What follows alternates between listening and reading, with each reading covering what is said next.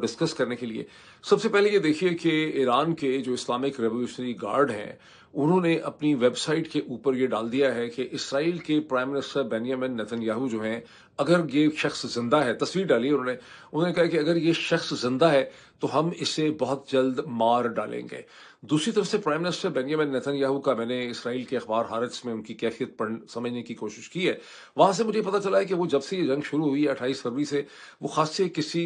अजीबोगरीब किस्म के जहनी दबाव का शिकार हैं। वो पहले वाले बेंजामिन नेतन्याहू नहीं है, अब उनमें वो वाला कॉन्फिडेंस नहीं है। और जो उन्होंने रिसेंटली एक छोटी सी वीडियो वर्चुअल प्रेस कॉन्फ्रेंस की थी, उसमें अखबारी रिपोर्टर्स जो हैं इसराइल के, उन्होंने ये नतीजा निकाला है कि प्राइम मिनिस्टर बेंजामिन नेतन्याहू को एहसास हो गया है कि जंग उस डायरेक्शन में नहीं जा रही जो उन्होंने 28 फरवरी को सोचा था। ये वो जंग थी जिसके लिए वो तकरीबन 30-35 बरस साल से मेहनत कर रहे थे। ये उनकी मर्जी की मनपसंद जंग थी। वो चाहते थे कि इस तरह की एक जंग की जाए, ईरान को तबाह कर दिया जाए, और उनका ये मंसूबा और ख्याल था जिसका उन्होंने अपने प्राइवेट रुफ़क़ा-ए-कार के सामने बात की है कि जब ये जंग खत्म होगी तो इसराइल इस खित्ते की बल्कि दुनिया की एक बहुत बड़ी ताकत की हैसियत से उभरेगा। यानी वही चीज जो मैंने अपने एनालिसिस में बार बार इल्जाम लगाया कि ग्रेटर इजराइल जो है वो मारज़ वजूद में आएगा। लेकिन अब अखबारी रिपोर्टर्स ये समझते हैं कि उनके लबो लहजे में, टोन टैनर में, उनकी बॉडी लैंग्वेज में वो कॉन्फिडेंस नहीं था। उनको ये लग रहा है कि ये जंग उस डायरेक्शन में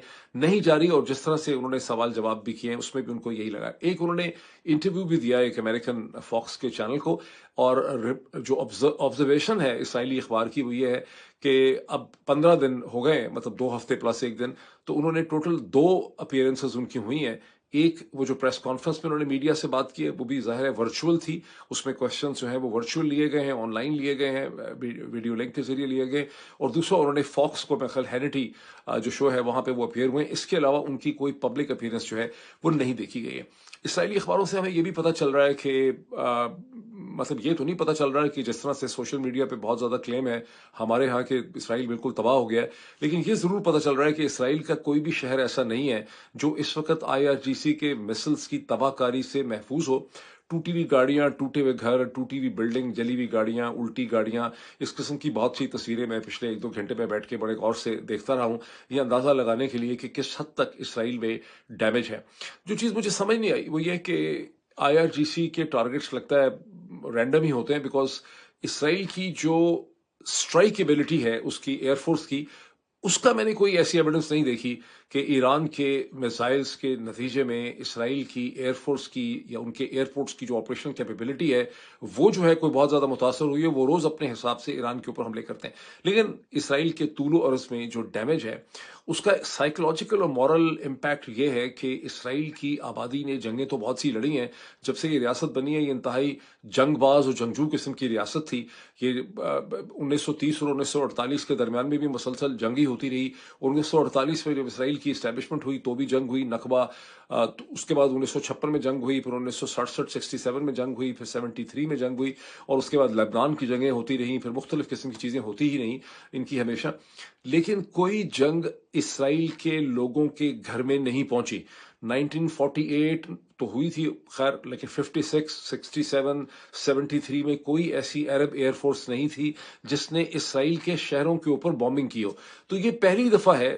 12 जून जो 2025 की जंग है उसके बाद ये दूसरा एक्सपीरियंस है इसराइल के शहरियों के लिए कि उनके घरों के ऊपर, उनकी सड़कों पे, उनके अपार्टमेंट कॉम्प्लेक्सेस जो हैं उनके ऊपर रॉकेट या मिसाइल्स या उसके टुकड़े जो हैं पड़ रहे हैं। तो इसका एक साइकोलॉजिकल इम्पैक्ट है जो ultimately prime minister Benjamin Netanyahu तक पहुंच रहा है। और जो पिछली जंग उनकी थी 12 दिन की, उसके आखिर में उसका इख्तिताम इस तरह से हुआ था कि अमेरिका को आके ईरान के ऊपर हमला करना पड़ा, और इसराइल जो उस वक्त जंग खत्म करना चाहता था, लेकिन कहते हैं कि कंबल को आप छोड़ते हैं, कंबल आपको नहीं छोड़ता, तो ईरान उस वक्त इनकी जान नहीं छोड़ रहा था, इसलिए अमेरिका को आके जंग बंद करनी पड़ी। लेकिन अब ये जंग जो है लग रहा है कि अगले कम से कम भी जो अमेरिका में बहुत होपफुल लोग हैं, जो डोनाल्ड ट्रंप के सपोर्टर्स हैं, उनके भी मैंने ट्वीट्स बहुत से देखे हैं, उन सबको भी लग रहा है कि कम से कम भी 10-15 दिन जो है वो और लग जाएंगे, उसके बाद ईरान को हम कंट्रोल कर लेंगे वगैरह वगैरह। उन तफसीलात में मैं भी आता हूँ। अब इस जंग से किस किस तरह से दुनिया तब्दील हो गई है, अब पाकिस्तान छलांग लगाते हैं। गालिबन आबिद शेर अली साहब ने कहीं ट्वीट कर दिया है कोई 24 घंटे में, जिसमें उन्होंने कहा है कि मुल्ला हैबत जो हैं तालिबान के, उन्हें पाकिस्तान एयरफोर्स की एक स्ट्राइक में वो हलाक हो गए हैं और ही हैज बीन एलिमिनेटेड लिखा है। اب یہ پتہ نہیں انہوں نے یہ نئی کوئی افواہ ہے یہ کیا ہے، میں نے چیک کیا ایسا ہوا تو کچھ بھی نہیں ہے، لیکن فروری کے آخر میں جب پاکستان ایئر فورس نے دوسرے مہینے میں اسٹرائکس کی تھیں، اس وقت دنیا کے اخبارات نے، مشرق وسطیٰ، برطانیہ، گارڈین، سب میں یہ ڈسکس ہوا تھا کہ کیا ملا ہیبت جو ہیں ان کو پاکستان ایئر فورس کی اسٹرائک میں وہ ہلاک ہو گئے ہیں، لیکن پھر یہی تھا کہ وہ ہلاک نہیں ہوئے۔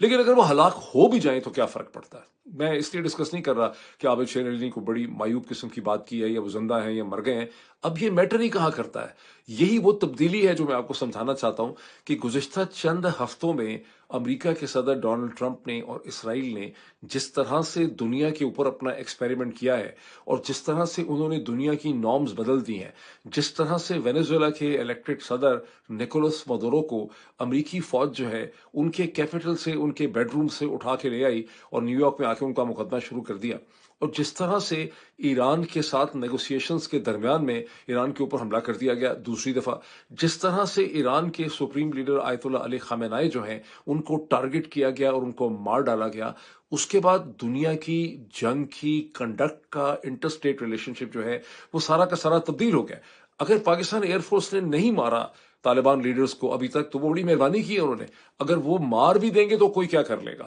کیونکہ دنیا کی تمام نارمز بدل گئی ہیں، اور اس میں اب خطرہ یہ ہے کہ آنے والے مہینوں میں آپ دیکھیں گے کہ بہت سے مختلف گروپس اور مختلف سٹیٹس جو ہیں وہ ایک دوسرے کے لیڈرز کو ٹارگٹ کریں گے، بیکاز جہاں سے تمام ایتھیکل ویلیوز کلیم کی جاتی تھی کہ ہم کریٹ کرتے ہیں ویلیوز، وہاں سے ویلیوز ختم ہو گئی ہیں۔ جو جمہوریت اور لبرل ڈیموکریسی پہلے ہی لوگ اس کو مان نہیں رہے تھے، لیکن جو اس کے اندر بچی کچی بھی اس بیلون کے اندر ہوا تھی وہ ساری ہوا نکل گئی ہے، بیلون پھٹ گیا ہے۔ یہ وہ کانٹیکس ہے جس میں آئی آر جی سی کہہ رہے ہیں کہ ہم پرائم منسٹر بینیامن نیتن یاہو کو مار ڈالیں گے۔ اگر انہوں نے، مجھے نہیں پتا وہ مار سکتے ہیں یا نہیں مار سکتے، ان کی ریچ وہاں تک پہنچتی ہے کبھی کہ نہیں ہوتی، لیکن اگر مار ڈالیں گے تو کیا فرق پڑے گا، کیونکہ وہ کیا شوق ہوگا، مجھے نہیں سمجھ آ رہی کہ اگر وہ مار ڈالیں گے تو اس کے اوپر کیا ریئیکشن کوئی کر سکے گا، یا کیا اس کے اوپر کوئی ہوگا کہ یہ ہونا چاہیے تھا یا نہیں ہونا چاہیے۔ مجھے شک یہ ہے کہ آنے والے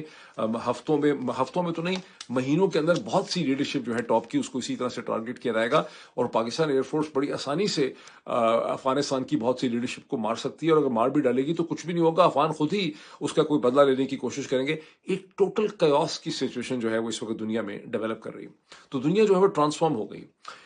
اب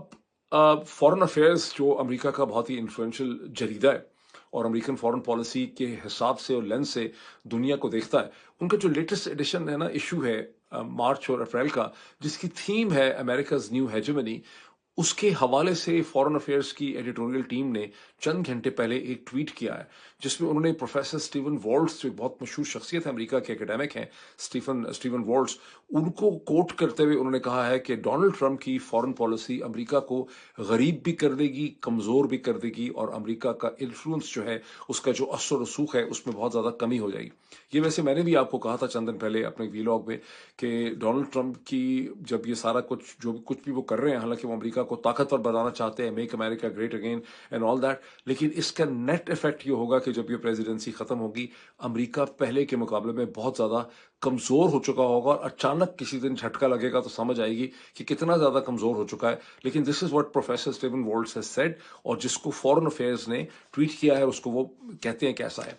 اب پروفیسر اسٹیون والٹز نے اور جان مرشائمر نے مل کے ایک کتاب لکھی بہت ہی انفلوئنشل 2006 میں، جس کتاب کا نام تھا اسرائیلی لابی۔ اب تھوڑی دیر پہلے میں نے کوئی 12 گھنٹے پہلے جان مرشائمر نے کہیں ایک انٹرویو دیا ہے کسی کو، میں نے وہ انٹرویو ان کا سنا، پروفیسر جان مرشائمر کا، جو شکاگو یونیورسٹی میں پڑھاتے ہیں اور امریکہ کے بہت ہی ڈسٹنگوش، بلکہ پوری دنیا کے ایک انتہائی ڈسٹنگوشڈ وہ اکیڈمک بھی ہیں، اور وہ ریئلسٹک یا ریال پولیٹک کے جو ریئلزم ہے پولیٹکس کی، اس کے استاد مانے جاتے ہیں، یہ ان کے بیسک تمام پیراڈائم وہ ہے۔ جان مرشائمر نے اپنی اس ڈسکشن میں جو میں نے دیکھی،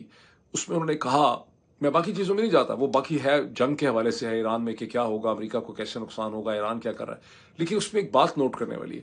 انہوں نے کہا کہ جب 2006 میں میں نے اور سٹیون والٹس نے مل کے اسرائیلی لابی کی کتاب لکھی تھی تو اس وقت امریکہ میں کسی کو اسرائیلی لابی کے اوپر الزام دینے کی یا اس کی بات کرنے کی یہ لوگ اس کا ذکر نہیں کرتے تھے، شرماتے تھے، ڈرتے تھے۔ انہوں نے کہا دیکھیں کتنی بڑی تبدیلی آ گئی ہے گزشتہ 2 سال میں۔ اس وقت ہر بندہ کھلم کھلا ہر چیز کا الزام جو ہے وہ اسرائیلی لابی پہ لگا رہا ہے، اور بہت بڑی تعداد۔ انہوں نے کہا کہ مجھے نہیں پتا کہ سب لوگوں کو سمجھ آئی ہے کہ نہیں، لیکن بہت بڑی تعداد میں لوگوں کو سمجھ آ گئی ہے کہ جو جنگ اس وقت ہم ایران کے خلاف کر رہے ہیں یہ ہم سے اسرائیل